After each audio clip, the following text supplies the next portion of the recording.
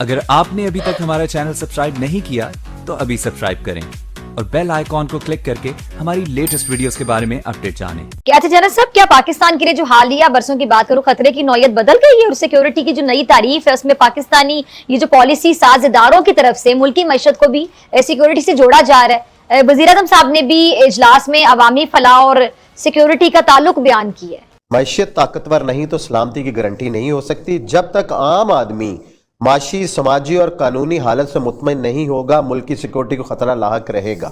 116 अरब dollar जो हैं ये आपका है एक्सटर्नल डेट, सही है, और 204.77 अरब डॉलर है आपका इंटरनल डेट जो आपने मुल्की कर्जों से लिया। बात ये मेरी बहन के जो भी लोग इंटरनेशनल रिलेशंस के तालिब इल्म हैं, जो भी अपने इंटरेस्ट की बात समझते हैं, उनको पता है सुप्रीम इंटरेस्ट किसी भी मुल्क का है welfare and protection of the people of that country. ये सुप्रीम नेशनल इंटरेस्ट है हर मुल्क का। इंडिया का बजाते खुद चेहरा ऐसा होता जा रहा है, और वो वाकई आपको मैं बताया था कि उन्होंने इंडियन इकोनॉमी को मुकम्मल था, उनको वो ये चाहते हैं कि India should remain as a market. उनकी इंडियन फार्मास्यूटिकल इंडस्ट्री बहुत हाई लेवल पे बहुत अच्छी भी और सस्ती भी है, सस्ती, लेकिन नहीं जो सॉल्ट है उसका मतलब जो पाकिस्तान भी बहुत सारी दवाइयों का सॉल्ट वहां से आता है, भारत से। आप देखें वो नहीं होने देते, चाइनीज को नहीं होने देते, मोनोपोली है। ये जो एक बात बढ़ाई जा रही है बहुत कि जी ये जियो इकोनॉमी का जमाना है, और मैं हमेशा बात करता हूँ और आपके प्रोग्राम पे मैंने बहुत दफा कहा है, जियो इकोनॉमी, जियो स्ट्रेटेजी, जियो पॉलिटिक्स आपस में गुंदे हुए हैं, ये एक दूसरे से अलग नहीं है। ठीक है, अगर मिसाल देखें, हमेशा से इकोनॉमी बहुत इंपॉर्टेंट रही है, हमेशा से हर मुल्क अपनी इकोनॉमी को बढ़ाने की कोशिश करता है, जिसका मतलब वसाइल है, और वसाइल हासिल करने के लिए आपको अच्छे ताल्लुकात चाहिए जो कि रिलेशन है, और अच्छे ताल्लुकात के लिए बाद औक़ात आपको कुछ ऑफर करना पड़ता है, कुछ दबाव डालना पड़ता है, वो जियो स्ट्रेटेजी है। तो geo strategy, geo politics, geo economics मिले हुए हैं, और ये एक नया प्रोपेगेंडा शुरू हुआ है जी कि अब हम जियो इकोनॉमिक्स के दौर में दाखिल हो गए। हमेशा से जियो इकोनॉमिक्स बहुत इंपॉर्टेंट थी, और ये अगर कोई ये कहता है कि मुझे आज समझ आई है, वो अलग बात है। वजीर आजम की सरबराही में विफाकी काबीना का इजलास हुआ था, जिसमें पाकिस्तान की पहली कौमी सलामती पॉलिसी की मंजूरी दी गई। कौमी सलामती पॉलिसी 2022 से 2026 के लिए, और विफाकी वजीर इत्तलात फवाद चौधरी ने ब्रीफिंग देते हुए बताया कि कौमी सलामती की पॉलिसी निहायत जामे है। कौमी सलामती के साथ फूड सिक्योरिटी वाबस्ता है, और पहली बार कौमी सलामती को मुआशी सूरत हाल से जोड़ा गया है। उन्होंने ये भी कहा कि कौमी सलामती की पॉलिसी का सबसे अहम नुक्ता आम आदमी को तहफ़्फ़ुज़ फराहम करना है। अच्छा, दूसरी जानिब भारतीय नाज़िमुल अमूर को दफ्तर खारिजा तलब किया गया। अच्छा, तर्जुमान दफ्तर खारिजा का यह भी कहना है कि पाकिस्तान अक़वाम मुत्तहिदा, OIC और इंसानी हकूक़ी तंजीमों समेत जो आलमी बरादरी से मुतालिबा कि वो अक़लियतों बिलखुसूस मुसलमानों के खिलाफ इंसानी हकूक़ की संगीन और मुनज़्ज़म खिलाफ वर्जियों पर भारत को जिम्मेदार ठहराए और मुसलमानों की नस्ल कुशी रोकने के लिए फौरी इक़दाम करे। दरअसल कौमी सलामती की जो पॉलिसी है उस पर 2014 में काम शुरू हुआ था, और अब 9 साल बाद मंजूरी हुई है। क्या कहेंगे, कितनी अहम है पाकिस्तान के लिए कौमी सलामती पॉलिसी, जिस पर तमाम सिविल अस्करी जो क़यादत है वो मुत्तफिक हो?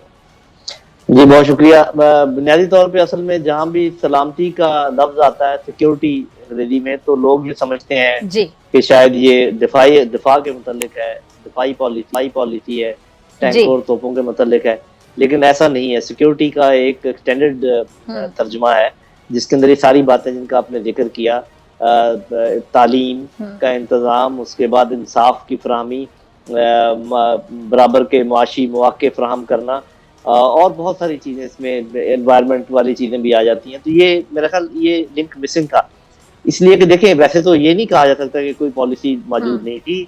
दिफाई पॉलिसी मौजूद थी, फॉरेन पॉलिसी मौजूद थी, फाइनेंस पॉलिसी चल रही थी, लेकिन इनके ऊपर मरबूत तौर पर इन सबको कोऑर्डिनेट करने के लिए कोई एपेक्स पॉलिसी जिसको कहते हैं टॉप लेवल की, वो रिटन फॉर्म में गैर मौजूद थी।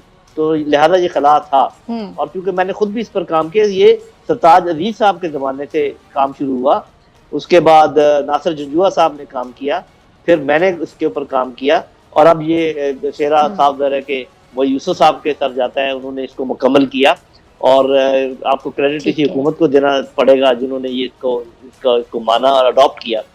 तो ये बहुत अहम पॉलिसी है, इसके बगैर जो कुछ कोऑर्डिनेशन में प्रॉब्लम हो सकता है। एक मैं छोटी सी मिसाल लेता हूँ, एन मुमकिन है कि फॉरेन पॉलिसी जो है कुछ मुल्कों के साथ अपने ताल्लुकात बढ़ाने के बारे में सोच रही हो, और जो फाइनेंस डिवीजन है उसको ये सूट ना करता हो اس کو دوسرے ملک سوٹ کر رہے ہوں، اور ڈیفنس پالیسی والے جو لوگ ہیں وہ کہیں اور سے ہتھیار لینے کی کوشش کر رہے ہوں، تو یہ پھر ایک ہاچ پاچ ہو جاتا ہے۔ یہ جو پالیسی ہے یہ ایک ڈائریکشن فراہم کرتی ہے، یہ ان کی کوارڈینیشن کا کام کرتی ہے، اور اس میں تمام امور جو ہیں ان کو شامل کر لیا جاتا ہے، جیسے پاپولیشن کنٹرول بھی اس کا ایسا ہے، کیونکہ یہ سب چیزیں ایک دوسرے سے جڑی ہوئی ہیں۔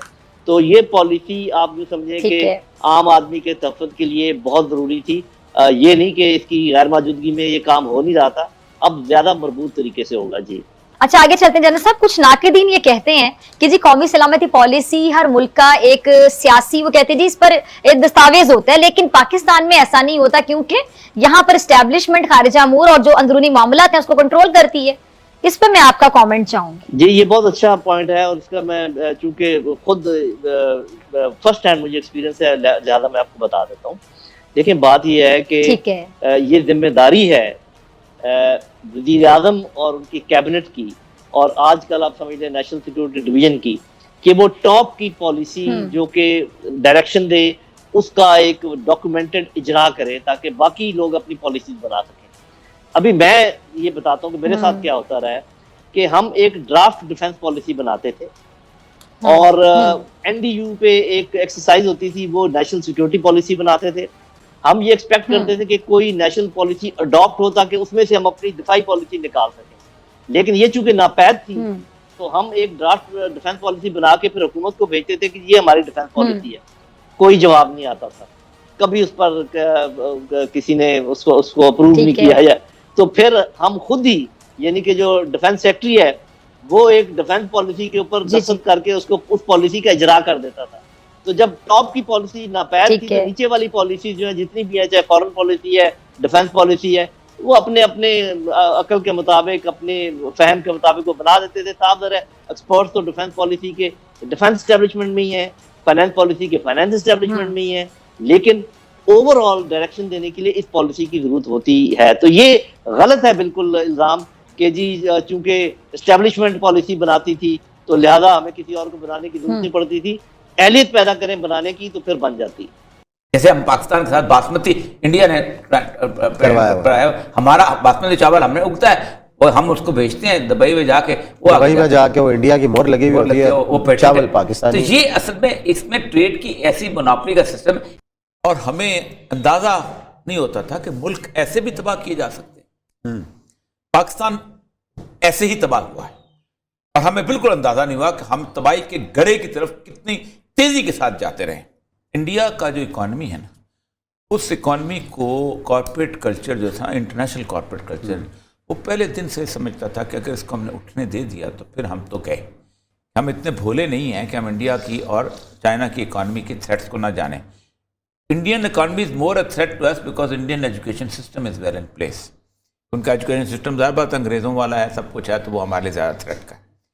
آپ اندازہ کریں کہ کارپوریٹ کلچر نے، جیسے دنیا میں کرتے ہیں ہم، مودی کو باقاعدہ فنڈ کیا گیا، سارے کی ساری اس کی اسکیم جو ہے، شائننگ انڈیا والا جو نعرہ دیا گیا، فنڈ پیسے اس کی اسکیم میں لگائے گئے، اور امبانی اور متل اور یہ ان کا تو انڈیا کے ساتھ تو ان کا تو انٹرنیشنل بزنس لیول کے ہوتا ہے۔ تو کیا اس لیے گیا کہ تم ایک ہارڈ لائن اختیار کرو۔